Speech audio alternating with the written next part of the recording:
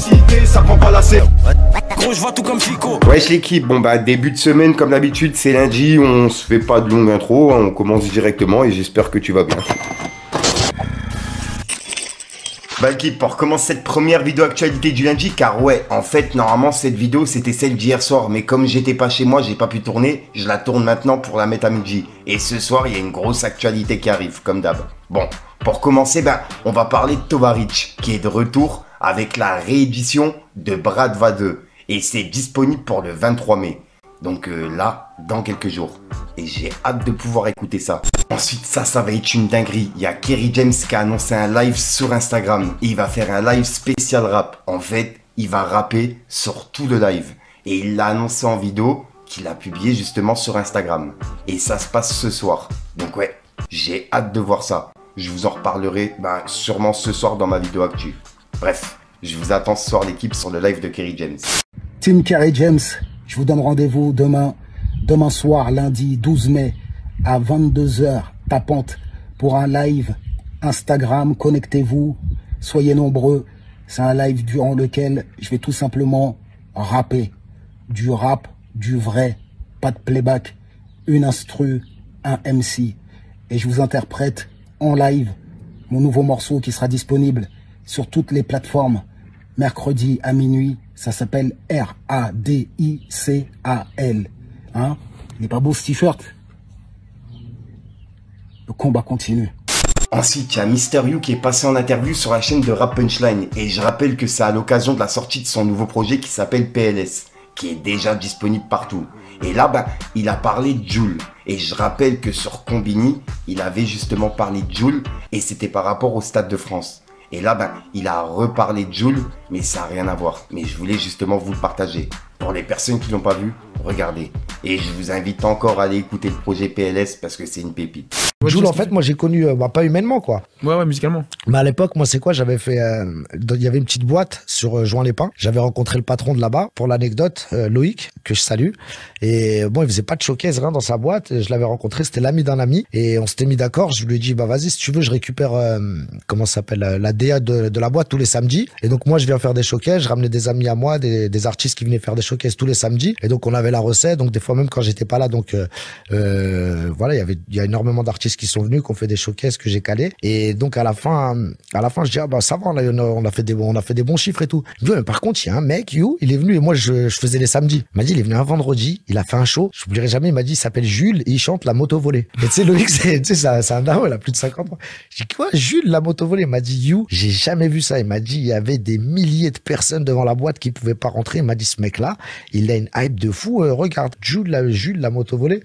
Et c'est là, juste après, j'entends parler de Jules, sort le cross volé. Je dis, ah ouais. Donc après, j'ai fait le rapprochement. Jules, la moto volée, les trucs. J'ai dit, waouh. C'est-à-dire, ça résonnait déjà dans ma tête. Et après, lui, quand il arrive ça y est, en Y. C'est bon, il était là, quoi.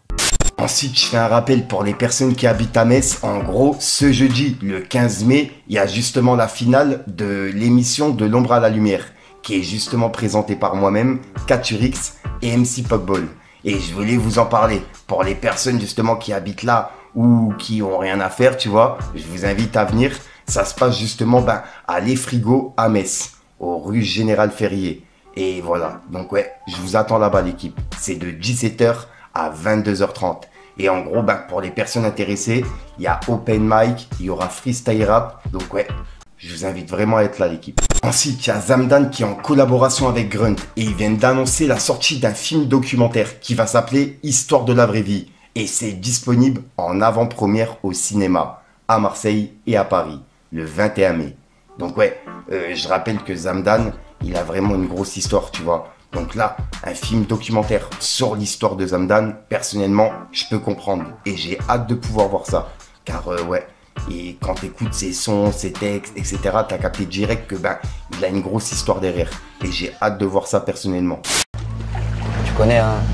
D'abord tu expérimentes l'ombre, après tu vois la lumière. Hein. Y a personne qui a vu la lumière sans passer par l'ombre. C'est un discours où je rappe, frère. C'est un discours où je parle vraiment. Tu vois, et je parle pas pour qu'on me comprenne, tu vois. Je parle pour me comprendre, moi.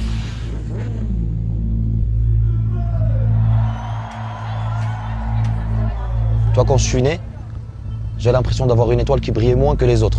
Tu vois, aujourd'hui, je me suis rendu compte que c'est juste que mon étoile, elle a mis du temps un peu à briller.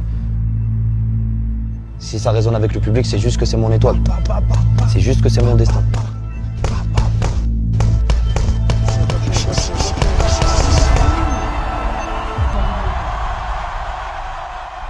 Ensuite, bon bah, je fais un petit rappel car je viens de tomber sur la photo et pour le coup, ouais, je me suis demandé si ça a été fait par Ria. Et ça n'a pas été fait par Ria. En fait, c'est bien la photo de P. Diddy à son jugement. Il est actuellement en jugement par rapport à, sur tout ce qu'il a accusé, tu vois. Les délires d'agression, plein de choses comme ça. Les fêtes qui étaient bizarres et tout, bref, t'as capté. Et là, il y a une photo de lui justement qui est ressortie. Et franchement, il y a plein de personnes qui ne savaient pas si c'était fait par IA, etc. Et c'est pas du tout fait par Ria en fait. C'est une photo tirée de son jugement.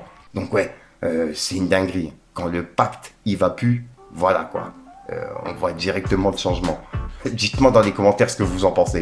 En tout cas, s'il est vraiment coupable de tout ce qu'il a accusé, qu'il pourrisse en prison quoi. Parce que je rappelle qu'il a accusé de grosses choses. Donc voilà, ouais, si jamais ça s'avère vrai, et malheureusement il y a eu beaucoup de choses qui sont sorties et beaucoup de preuves, donc ouais. C'est bouillant pour lui. Dites-moi ce que vous en pensez l'équipe. Et je pense qu'il n'y a pas que lui qui est mêlé, comme je vous ai déjà dit. Il y a plein de personnes dans le silence qui sont mêlées dans cette affaire. Donc on va en apprendre des choses à mon avis. Ensuite, on va aller voir du côté de Booba, car il y a Booba qui a laissé un message à 404 Billy et à Ice Creamy. En fait, il y a Ice Creamy qui a fait une interview avec 404 Billy. Et dedans, il parlait d'un concert. Et comme quoi, Booba, il n'était pas présent pour le concert. Et que c'était Ice Creamy lui-même qui avait décidé, t'as capté. Et on peut voir que Booba il a dit: le VIoleur et le Piranha, 3 petits points. 404, au revoir. Ah là là, mensonge. Ice Creamy, on va juste rétablir la vérité. T'as juste fait une proposition foireuse, remplie de vices. Et j'ai tout de suite annulé ma participation au concert. Je t'ai barré direct.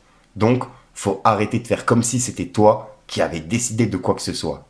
Et juste après, il a mis cette photo de 404 Billy, tu vois. Il a fait un zoom sur sa tête. Et juste après, Booba il a dit: tu viens quand à Miami, Kalash? Point d'interrogation. Et comme tu peux le voir, il a modifié le nom Kalash avec le mot lâche. T'as capté. Et là, il pique Kalash 972. Et juste après, il lui a laissé un message et il a identifié la manageuse de Kalash, qui est en plus de ça, sa femme. On peut voir qu'il agit. Qui peut faire sa version Clara Kata qui détourne Kevin et lui fait boire ses règles? 3 petits points. Merci. Et là, t'as capté, il demande à ses fans de faire un montage. Et ensuite, il a publié un commentaire. Et c'est des personnes qui réagissent par rapport à ce que Kalash il a accusé. Comme quoi il aurait abandonné son ex-femme et les enfants. Et on peut voir que c'est écrit: Kalash doit plus de 60 000 € de pension alimentaire à Ingrid Littré, son ex-compagne, qui l'a aussi frappé. Et au lieu de lui verser ce qu'il lui doit, il donne 10 000 € à une association de femmes. Sérieusement, il fallait pas juste envoyer l'argent directement à la victime. C'est honteux de faire la promo d'un auteur de violence conjugale. Et il y a une personne qui a répondu: non, les 10 000 € à une asso vaut plus dans la déduction d'impôt que les 60 000 € à son ex. Il est pas bête le bougre. Et il a mis des émojis qui pleurent de rire. Et la personne a répondu: c'est trop grave. Et Booba, il a mis les commentaires en story. Et juste après, on peut voir qu'il a remis le clash entre Aya Nakamura et Kalash. Et ça, il me semble qu'on en a parlé il y a plus de 10 mois. En gros, il y a eu un clash entre les deux. Et c'était une histoire de featuring, etc. Et il y a une vidéo complète qui est disponible sur ma chaîne. Pour les personnes qui n'ont pas vu, je sais même plus si elle est encore disponible. Si jamais elle n'est pas disponible, je la mettrai soit demain à midi, et le soir, il y aura quand même une actualité, t'as capté. Ça sera une sorte de récap pour les personnes qui n'avaient pas eu le temps de voir le clash. Donc voilà. Et pour clôturer par rapport à ça, Booba, il a remis justement des messages de Ingrid Littré, l'ex-femme de Kalash, et il y a même une vidéo à l'appui. Et on peut voir qu'il a écrit Kalash, et il a identifié Kalash. Et en gros, c'est justement son ex-femme Ingrid Littré qui avait mis des photos d'elle, comme quoi Kalash l'avait frappé, etc. Et c'est une affaire qui date de 2018. Et je vous mets justement les écrits à l'écran. C'est tout ce que Booba il a publié. Et juste après, il a mis une vidéo, comme tu peux voir, qui dure 55 secondes. Que je vais vous partager. Qui a été justement publiée Ben, par Ingrid Littré, si j'ai bien compris. Pour les personnes qui n'ont pas vu, regardez. T'as vu, c'est terminé ça. Tu n'auras plus rien de moi, rien. Tu vas foutre ton cul dehors aussi.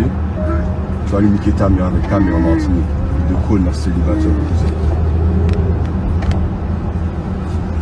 Tu vas finir avec votre cul là.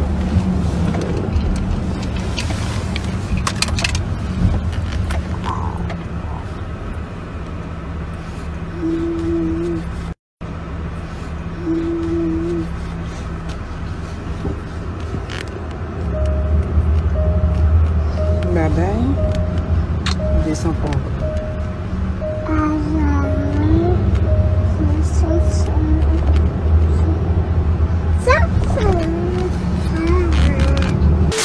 Fallait que je te parle.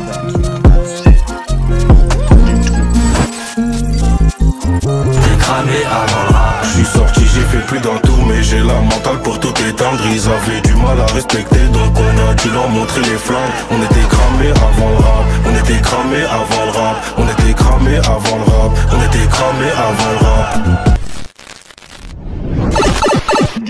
Donc voilà l'équipe, c'est tout pour cette petite vidéo actualité. Si jamais vous avez de l'actualité vous-même et que j'en ai pas parlé en vidéo, n'hésitez pas à me l'envoyer en privé, comme ça je pourrai directement parler en vidéo. Donc pour les personnes qui sont intéressées, ça se passe directement sur Instagram, sur Snapchat et puis voilà. Sinon je te dis à ce soir pour une autre prochaine vidéo et une nouvelle exclue. Et j'ai rien à rajouter l'équipe, peace the game.